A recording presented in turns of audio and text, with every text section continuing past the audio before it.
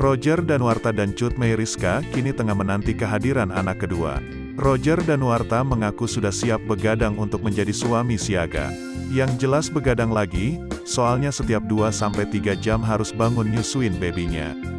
Begadang 2-3 bulan lah ya, kata Roger Danuarta dikutip dari YouTube Cumi Cumi, Senin, tanggal 4 April tahun 2022.